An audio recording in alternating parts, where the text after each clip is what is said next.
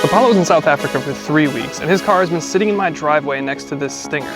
And the more I drive the Stinger, the more I thought, let's put these two head to head.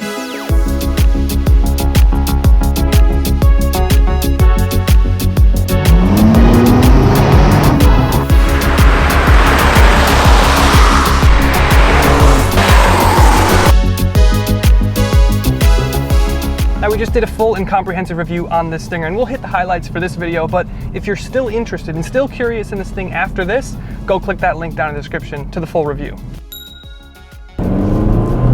Under the hood here, we have a brand new engine for this GT line. Gone is the engine that originally debuted with the Stinger back 5 years ago. We no longer have that 2-liter turbo 4-cylinder. We now have the same 2.5-liter turbocharged 4-cylinder that you get in the Genesis lineup. And it's a good improvement because it brings power figures up over 50 horsepower to 300 horsepower and 311 pound-feet. Put your foot down. There's some spool, but you do feel the difference. The added power is a welcome change, but this makes me even hungrier for the even more power that the V6 brings. Speaking of V6, enter the G70. What Paolo's got under the hood here is a 3.3-liter twin turbocharged V6, making 365 horsepower and 376 pound-feet of torque. It's more power, but it's only 65 more horsepower and 65 more pound-feet of torque. So why does it feel so much quicker? Well, the 4-cylinder Stinger is using a single turbo and it's pretty big, so it takes a minute to generate boost pressure. The G70 is using twin turbos, so it's able to use smaller graduating turbos to build boost quicker and carry it longer up the rev band.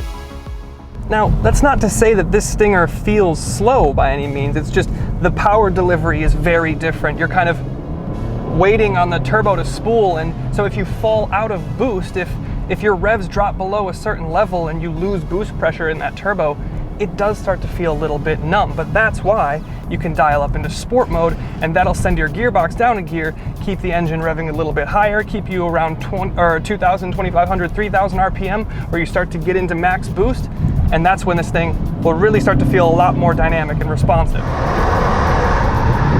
The G70 also has a sport mode.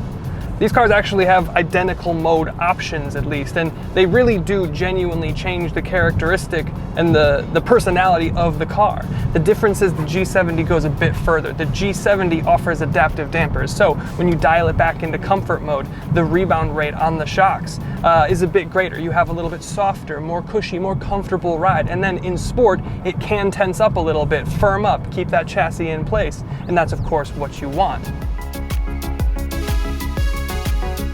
Ultimately, mode for mode, the Genesis just feels a step sharper pretty much everywhere.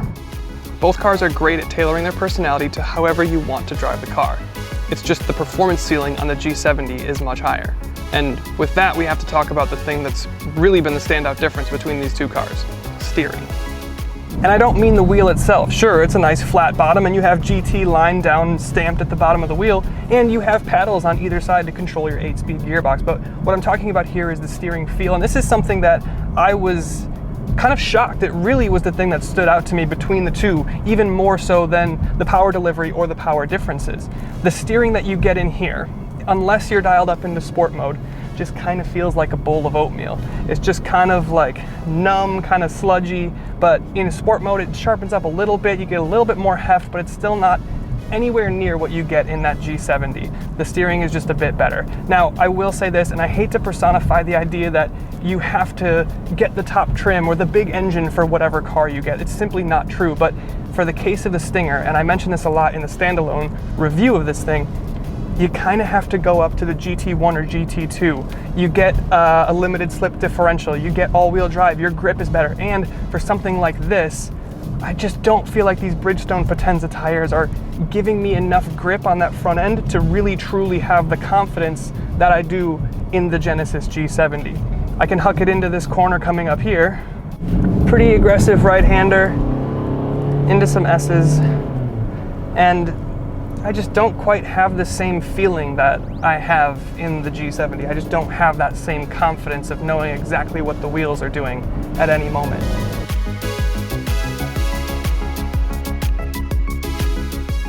The Genesis just has quite a bit better steering, even dialed back into comfort mode. The weighting just feels better. And then up into sport mode, it feels much more appropriate for a sports sedan. And weirdly enough, I feel like I actually get more feedback when the steering is dialed up into sport mode. It's a bit more heavy, it's a bit more feedback from what the front wheels are, and ultimately that leads into me feeling a lot more confident in what I and the car are doing. I have a better sense of what that front axle is doing and where the grip is. I have a better sense of the limits of traction in that way. So we're gonna send it into this corner here, downshift a couple, tip in. Yeah, there's a good bite, a good sharpness around mid-corner. You have good hold. And then as you unwind on corner exit, you can get right on the power, and that throttle response is so good. Having 2 turbos really gets power to your wheels a lot faster than you get in the Stinger.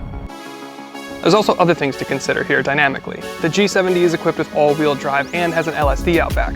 So while you get some extra drivetrain loss with the all-wheel drive system, you're making better use of the power and torque you do have as it gets to the ground.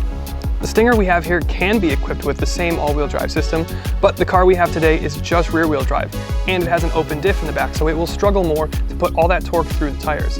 V6 Stingers with rear-wheel drive get LSDs, and V6 Stingers with all-wheel drive get an LSD option, but the 4-cylinder GT line I have here is cheaper for a reason.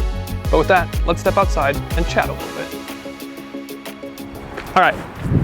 At this point in the video, half of you have either submitted a comment or you're in the middle of typing out a comment saying, what is this idiot talking about? He's comparing an all-wheel drive V6 car to a rear-wheel drive 4-cylinder, and they're not even kind of the same price.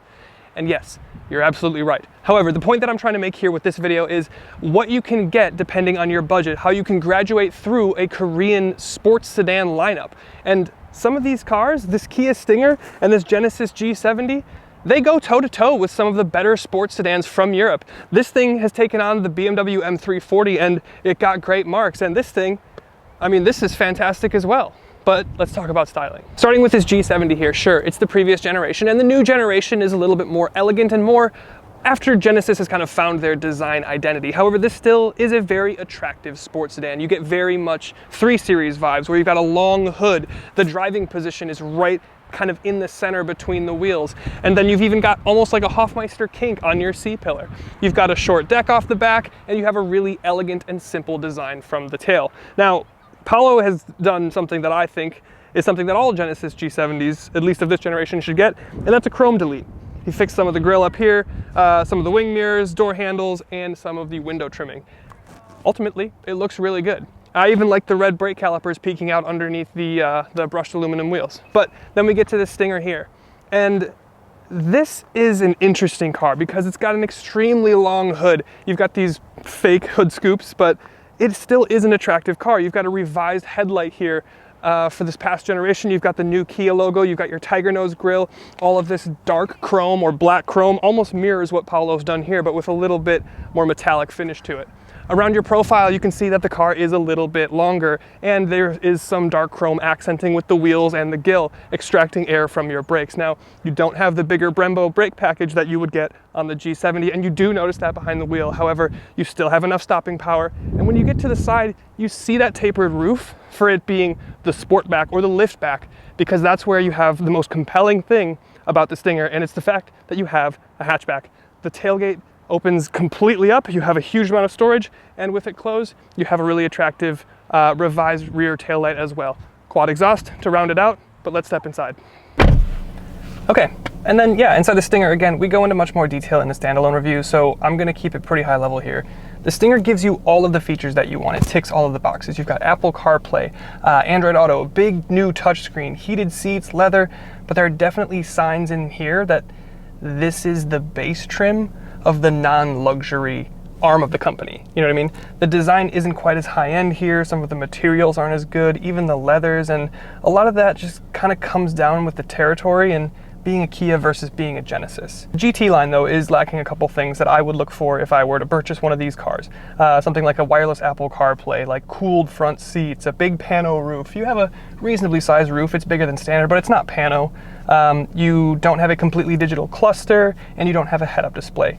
But pretty much everything else is there, and the driver assist systems are fantastic, and in all honesty, the GT1 and the GT2 trims are there, and they will add a lot of those features in that are missing here. It's easy to forget that you're in the base trim here because it's really well equipped still. The big value here comes, however, in the back. The rear seats are much bigger, they're usable for someone of my size, over 6 feet, and you have the practicality of the hatchback. You have a huge cargo area back there that's super nice, especially for me with all of my gear, and if you have a kid or a family, or if you ever need to put anything in your trunk, super useful to have that added practicality. And then inside the Genesis, it's immediately more apparent that you're in a luxury car. The leather is more supple, the seats are more comfortable, and the design of your center stack here, it's actually very Audi R8, which is really cool. And you do have the older infotainment head unit here, so it's not quite as nice as the Stinger, but you do have like all of the same features more or less. But you don't have a head-up display in either one, and I think that's a little bit of a miss, but honestly, it doesn't really affect the way that I drive. The sunroof seems a little bit bigger in the G70 here. The cabin up front is just significantly nicer, but there is a little bit of a reckoning. The rear seats are incredibly small for adults, and you kind of miss the practicality of that hatchback that the Stinger brings. But overall, it's still an incredibly usable package. I mean, how often do you have adults in your back seat, really? But with that, let's get into the final thoughts. If you've made it this far, thanks for sitting through a pretty unconventional comparison video. New 4-cylinder rear-wheel drive sports coupe slash sedan slash hatchback thing versus used 6-cylinder all-wheel drive luxury sports sedan. At the end of the day, of course, I prefer the G70. It's more upscale feeling on the interior despite the practicality trade-offs, but ultimately, it's the vehicle's personality and dynamics that do it for me. The Genesis, sure, it has more power, but it just feels a little sharper overall. The shorter wheelbase and better steering make it feel more engaging to me. With that said though, the Stinger has had me more and more in love with it each day over the course of this week. As tested, it's under $40,000 and it's wildly practical, well-equipped, modern, and comes with a stellar warranty. Sure, I'd spec an all-wheel drive LSD V6 with all the kit if it were me, but nothing about the entry-level GT line trim feels base. Thank you to Kia and Paolo for letting me have a rip. See you next time.